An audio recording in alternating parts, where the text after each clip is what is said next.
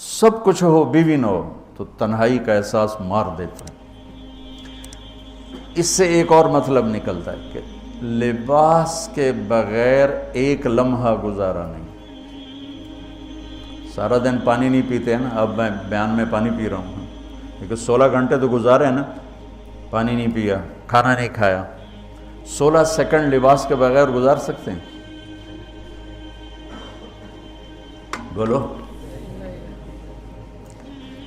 کوئی بھی کمرے میں نہ ہو، تم تنہا ہو، تم کپڑے اتارو تو تم اپنے آپ کو عجیب فیل کرو گے، تم خود اپنے آپ کو چادر میں چھپانے کی کوشش کرو گے۔ ان لباس ایک ایسی زبردست ضرورت ہے بلا دلیل کہ تم تنہا کمرے میں بھی کپڑے اتارو تو تم اپنے آپ کو عجیب سا محسوس کرتے ہو۔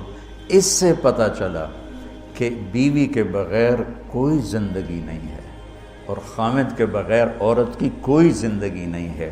یہ ہمارا بدبخت معاشرہ ہندی کہ کسی بچی کو طلاق ہو جائے وہ گل سڑ کے مر جاتی، اس کی شادی نہیں ہوتی۔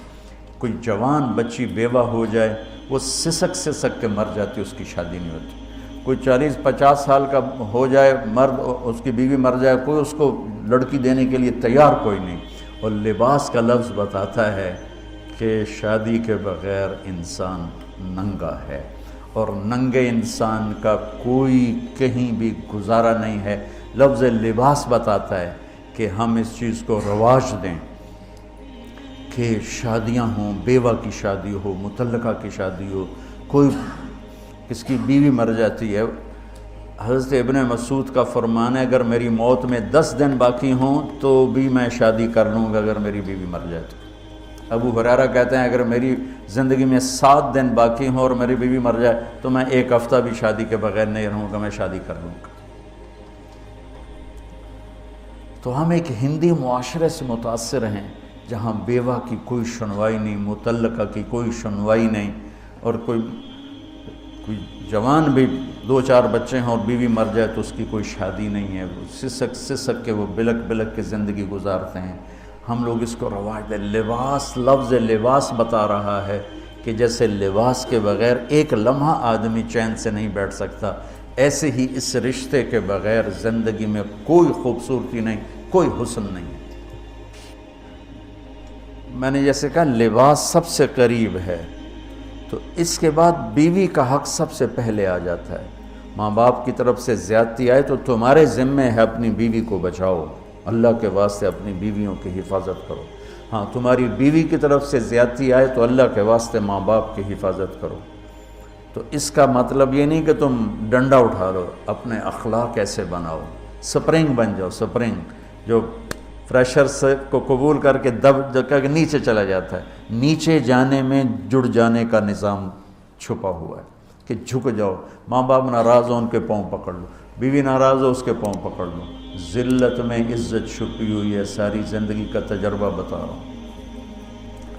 ذلت، اللہ کی رضا کے لیے ذلت اٹھانے میں عزت چھپی ہوئی ہے۔ ہن لباس لکم، کتنا ہی مجھے غصہ چڑھا ہو میں اپنے کپڑے پھاڑوں گا، مجھے غصہ آ گیا میں نے اپنے کرتے پھاڑنے جو کسی یہ پاگل تو کرے گا، سمجھدار دوے دا کرتا پاڑے گا، اپنا نہیں پاڑے گا۔ اب مجھے بیوی پہ غصہ چڑھ گیا تو میرا لباس ہے، اس کو تار تار کر دوں، گالیاں دوں، تھپڑ ماروں، تو ایسے جیسے میں اپنے کرتے کو پھاڑ رہا اور اپنے کرتے کو تار تار کر رہا۔ بیوی کو غصہ چڑھے تو وہ اپنے کپڑے پھاڑتی ہے۔ کپڑوں کے لیے کتنے حفاظتی نظام ہیں، الماریاں بنی ہوئی ہیں اور ہینگر بنے ہوئے ہیں، کریز خراب نہ ہو۔ میں جب پڑھتا تھا نا لاہور تو اسکول میں یا کالج کا میں سب سے خوش لباس لڑکا کہلاتا تھا،